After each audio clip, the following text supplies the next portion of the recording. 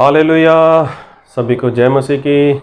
मैं अमरीक जॉय आज एक बार फिर प्रभु पिता का धन्यवाद करता हूँ कि प्रभु पिता ने समय दिया कि परमेश्वर के वचन आपके साथ बांट सकूँ।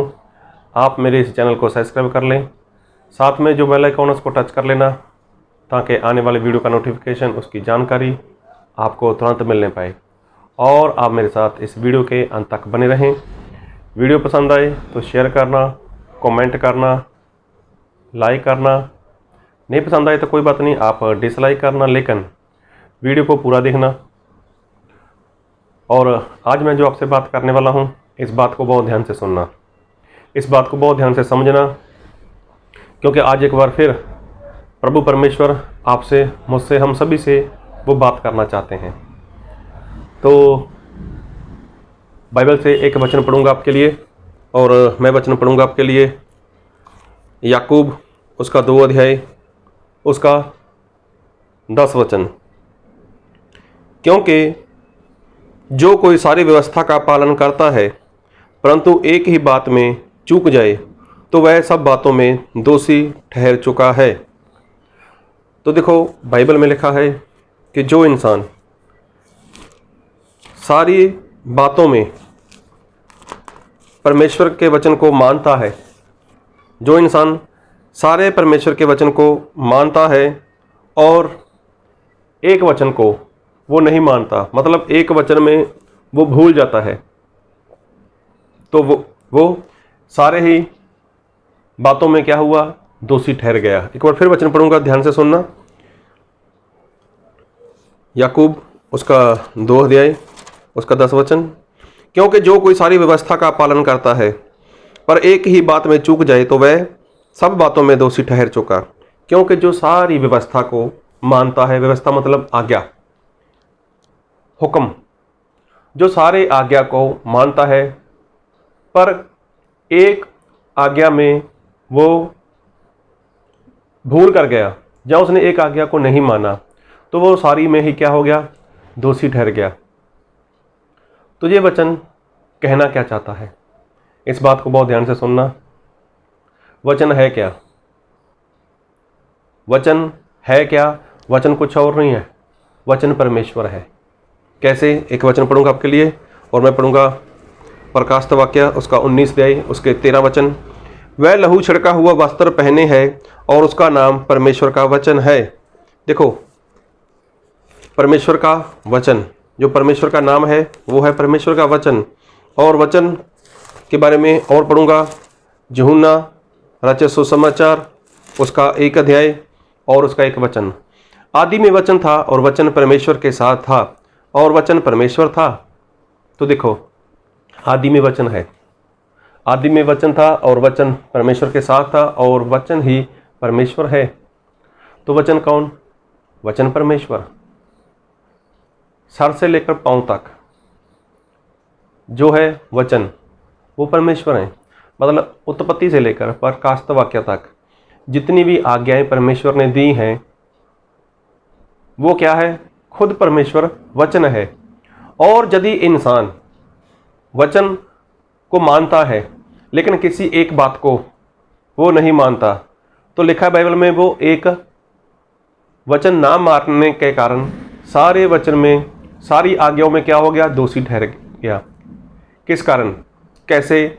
हम ये बात को समझते जाएंगे और सीखते जाएंगे।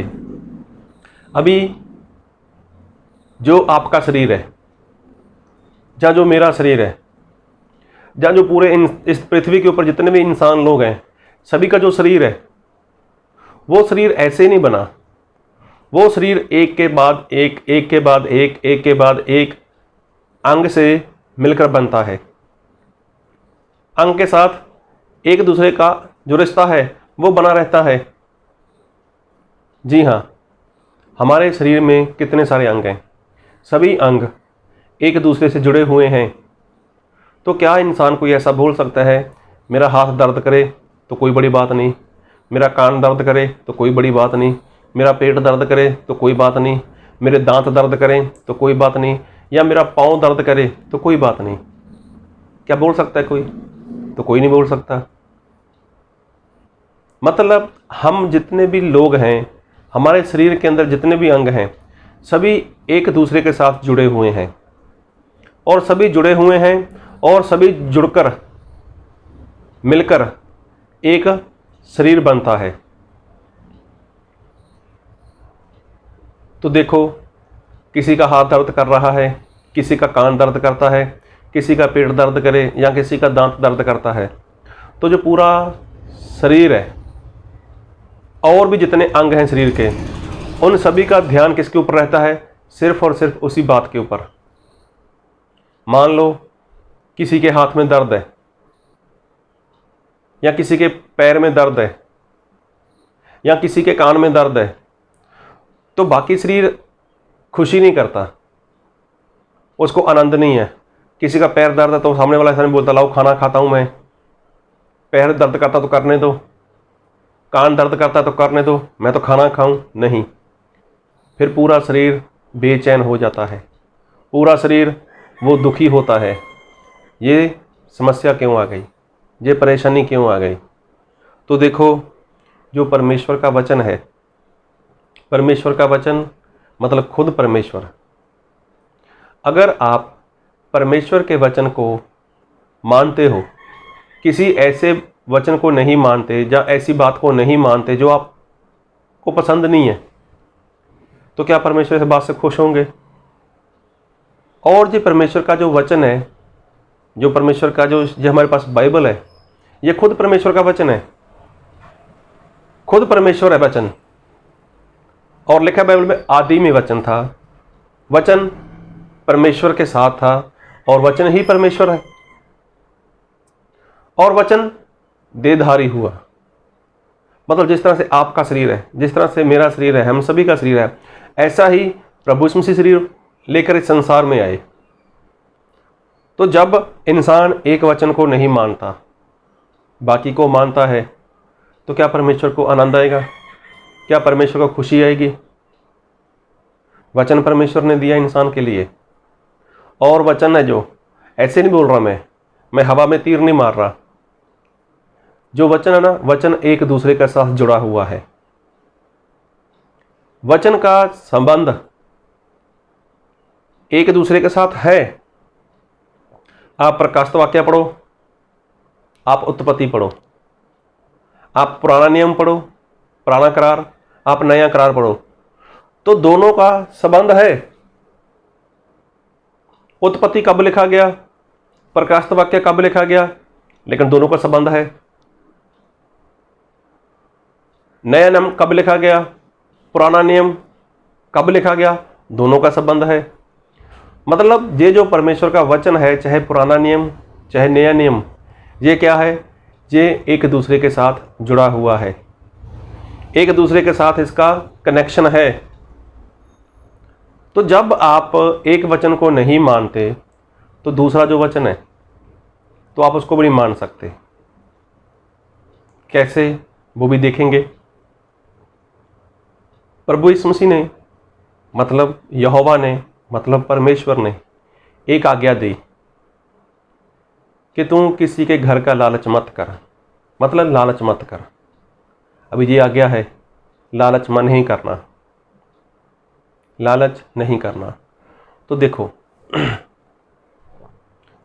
लालच आ गया हनन्याह और सफीरा के अंदर। ये कहाँ की बात है? लालच नहीं करना, ये निर्गमन में मिल जाएगा आपको कि लालच नहीं करना, और ये पुराना नियम है।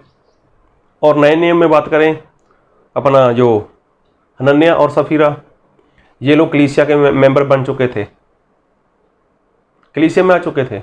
अभी देखो, पति और पत्नी ने जमीन बेचनी चाहिए और प्रार्थना की होगी परमेश्वर के दास के आगे, या परमेश्वर के आगे प्रार्थना की होगी, हमारे लिए प्रार्थना करो, हमारी जो ज़मीन है अच्छे दाम में बिक जाए और हम सारा पैसा आपके पास लेकर आएंगे। क्योंकि उस समय की जो कलीसिया थी, वो सभी लोग ऐसा करते थे, अपना घर ज़मीन बेचकर एक ही जगह पर इकट्ठा रह रहे थे। तो ऐसा जब परमेश्वर के दास ने किया, तो देखो उनकी ज़मीन जितना उन लोगों ने सोचा था उससे बढ़कर बिक गई। कितने में बिकी वहाँ पर कुछ ऐसा लिखा नहीं है, लेकिन अच्छे दाम में उनका जो ज़मीन का भाव था वो हो गया। पैसा उनके पास आ गया, पति और पत्नी ने अभी दोनों ने एक मन हो गए। देखो, कोई तुझे पूछे तो इतने की बोलना, कोई मुझे पूछेगा तो मैं इतने की बोलूँगा। कोई भी कुछ भी कितना भी बोले, कैसे बोले, किसी के आगे बात खोलनी नहीं है कि हम लोगों ने इतने में बेची है। अभी दोनों ने इसमें एकता कर ली, एक मन के हो गए। अभी देखो, सबसे पहले तो उनके अंदर पैसे के प्रति लालच आ गया। जब लालच आ गया तो उसके बाद क्या हुआ, अभी उनने क्या करना शुरू कर दिया, होशियारी, चतुराई। किसके साथ? परमेश्वर के साथ, परमेश्वर के दास के साथ। फिर देखो, उन लोगों ने झूठ बोला। देखो, झूठ नहीं बोलना मतलब सच्चाई को छुपा लेना। ये क्या है? एक के साथ एक है। तो परमेश्वर ने कौन सा बोला है कि झूठ बोलो, लेकिन इनको झूठ बोलना पड़ा। क्यों? लालच। लालच आ गया तो फिर क्या आ गया? झूठ भी आ गया। तो देखो, एक के साथ एक आज्ञा जुड़ी हुई है। फिर दाऊद को एक स्त्री थी जिसका नाम था बैतशबा, वो पसंद आ गई और वो शादीशुदा थी। उसके साथ उसने संबंध बना लिया और उसके बाद वो चाहता था कि मैं इसको अपनी पत्नी बनाऊं। अभी पत्नी कैसे बनाए?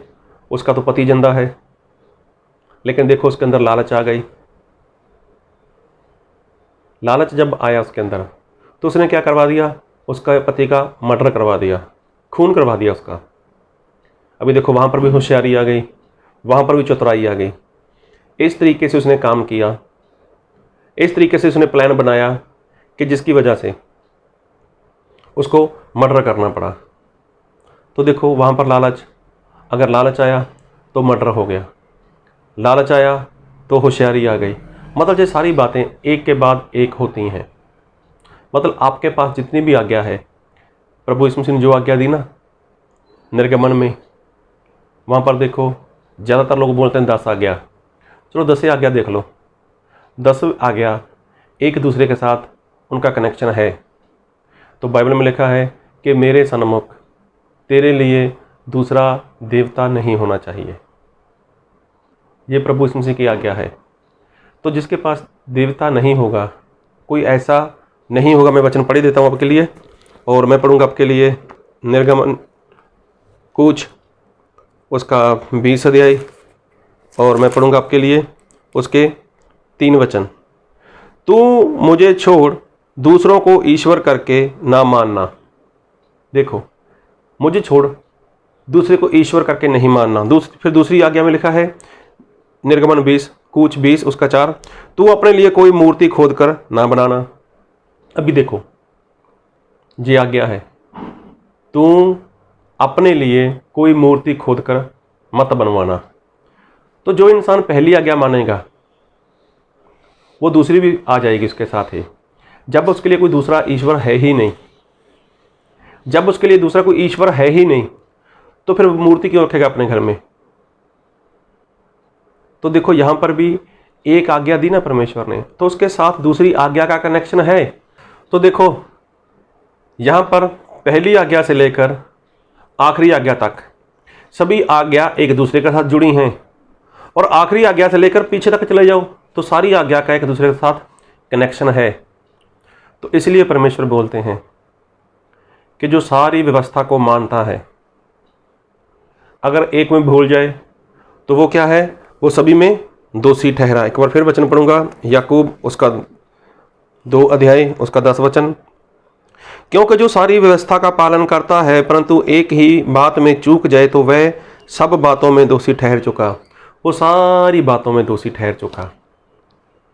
तो सारी बातों में क्यों ठहर चुका?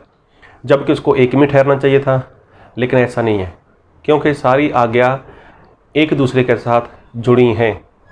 तो जैसे मैं बता रहा हूँ इंसान के शरीर के बारे में, कि जो इंसान का शरीर है उसका जो कनेक्शन है सभी के साथ कनेक्शन है। पूरे बॉडी का, पूरे शरीर का एक दूसरे के साथ कनेक्शन है।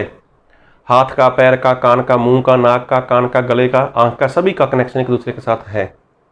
तो ऐसे ही जितना हमारे पास बाइबल है ना, जितने बाइबल के वचन हैं उनका सभी वचनों का एक दूसरे के साथ कनेक्शन है। तो इसलिए प्रभु यीशु मसीह परमेश्वर अपने वचन में ये बोलते हैं कि जो सारी आज्ञा का पालन करता है, अगर एक में वो चूक जाए तो वह सभी में दोषी ठहर गया।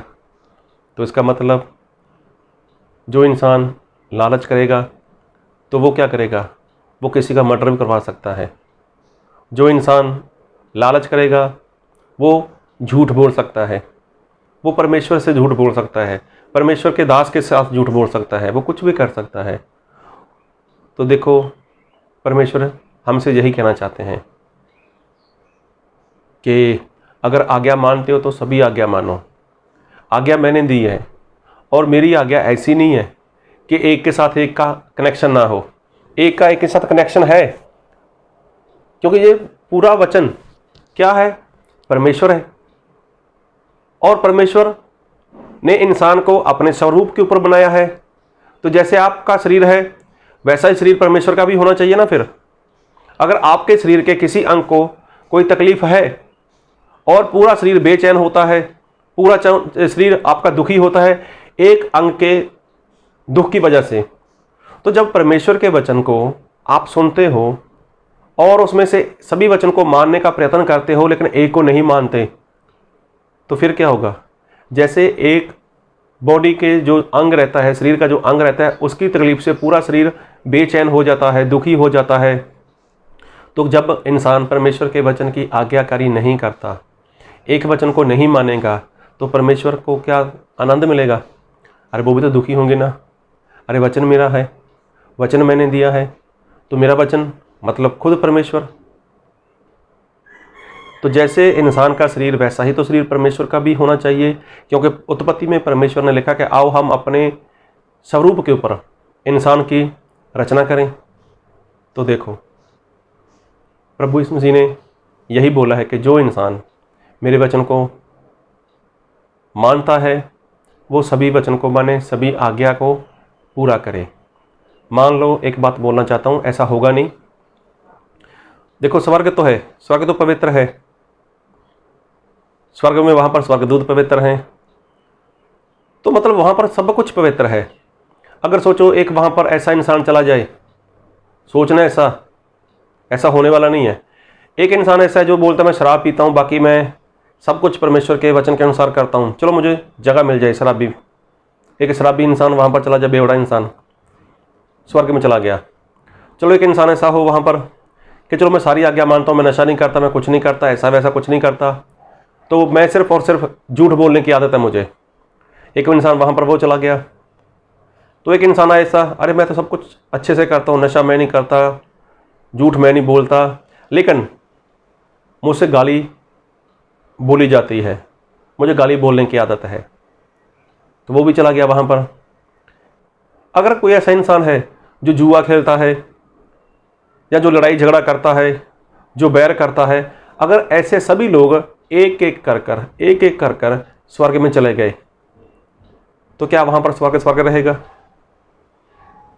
क्या लड़ाई करने वाला लड़ाई नहीं करेगा, झूठ बोलने वाला झूठ नहीं बोलेगा, गाली निकालने वाला गाली नहीं निकालेगा, तो वहाँ पर क्या हो जाएगा? क्या स्वर्ग रहेगा? तो स्वर्ग नहीं रहेगा, स्वर्ग नहीं रहेगा।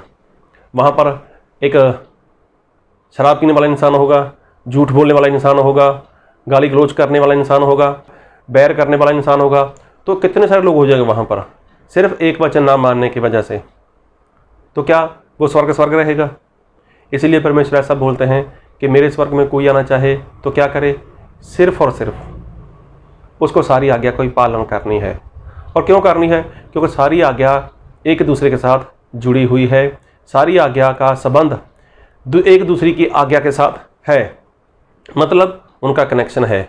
इसीलिए कभी ऐसा मत सोचना कि मैं इतनी आज्ञा मानता हूँ, एक आज्ञा नहीं मानूंगा तो चलेगा, नहीं चलेगा। एक बार ऐसा इंसान था जो नौजवान था और जो प्रभु यीशु मसीह के पास आया था, बोला मुझे अनंत काल का जीवन चाहिए। वो पैसे वाला था। तो प्रभु यीशु मसीह ने क्या बोला? ठीक है, अगर मेरे पीछे आना चाहते हो। तो प्रभु यीशु मसीह ने उससे बात की, तो आज्ञा मानता है, आज्ञा जानता है? उसने बोला कौन सी आज्ञा? तो प्रभु यीशु मसीह ने उसको बताया ये आज्ञा है।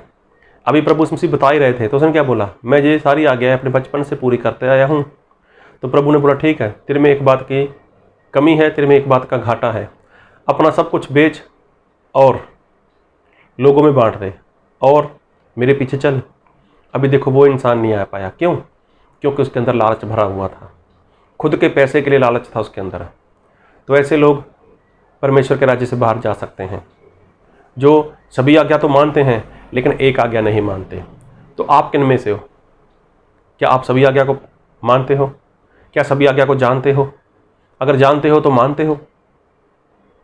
तो आपको देखना है, आपको फैसला करना है। प्रभु आपको बहुत आयत की आशीष दे। आमीन।